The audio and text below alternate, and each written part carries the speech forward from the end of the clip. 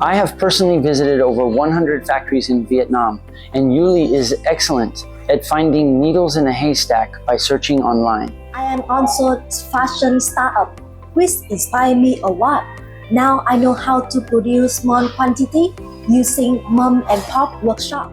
Soft fabric by the meter and yet 3D images for product listing on my e-commerce platform, all at affordable Vietnamese price points. If you are a startup or an established brand, get started today in Vietnam. Either start by reading one of my do-it-yourself ebooks, take one of my online courses, join one of our weekly webinars, hire us for factory tours, or schedule a factory introduction and consulting session. Welcome to Vietnam, and remember, Thoughts are things, and where there's a will, there's a way.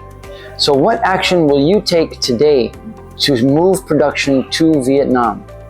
Yuli and I are here to help you. Thanks for listening and have a wonderful day.